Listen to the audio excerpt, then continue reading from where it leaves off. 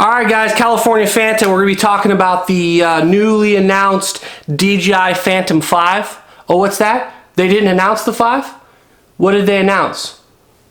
Who's Ryze? Ryze Tello? Let's talk about it.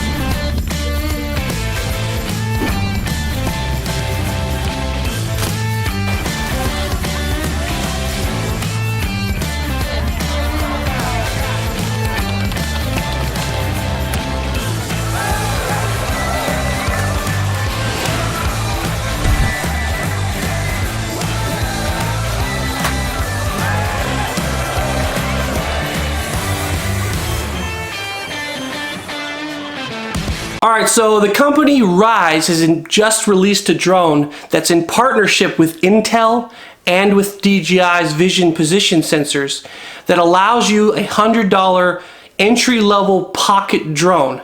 Everything on paper sounds fantastic with maybe exception to the 15-minute flight time.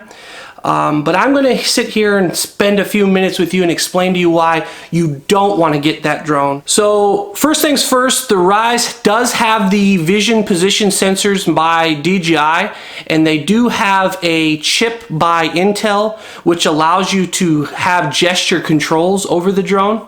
I will say the distance that the drone can fly is abysmal, and the resolution and the camera quality is terrible. This is really meant to fly first, record second type drone, where you're not going to really get any quality footage from what you're filming. So the market's really divided into two sections. You have those beginner drones that where you're just learning to fly, and then you have the photography drones. You have the racing FPV quads, and that's a whole nother beast, a whole nother animal. But what I'm going to talk about is the two differing sects between the beginner drones and the film drones. Now, I personally believe if you're going to make the jump from a beginner drone to an entry drone, you're going to want to get at least a Mavic. The Mavic's going to have that flight time that you want. It's going to have that camera quality that you want. You're going to want the 4K. Sparks are interesting. Maybe your budget doesn't allow you to buy an $800 or $1,000 drone. A Spark being only $399 is far more affordable at that more professional level. It just has some serious limitations with the 1080p recording capability. However, the Ryze Tello, the motors are brushed motors. They're common on very, very low quality drones that are meant as toys.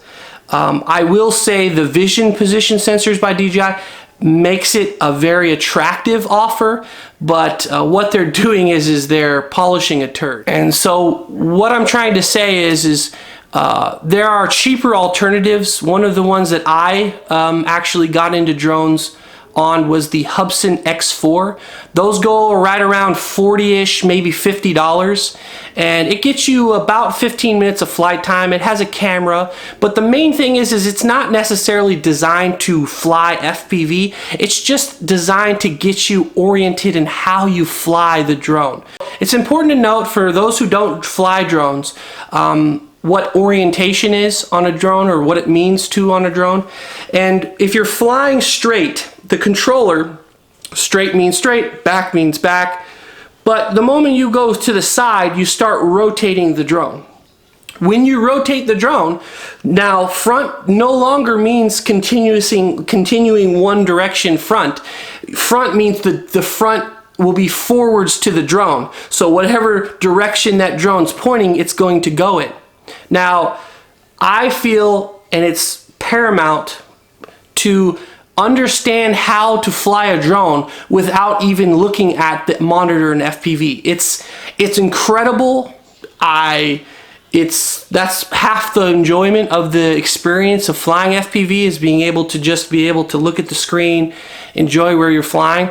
But if for some reason your camera dips out from signal loss, from whatever reason it may be, you're going to need to be able to safely operate that drone to be able to get it back. So a Hubsan X4 is very, very similar to a Ryze Tello, but it does not have the vision position sensors. So things are not going to automatically hover. You're going to actually have to use stick input to make that drone hover.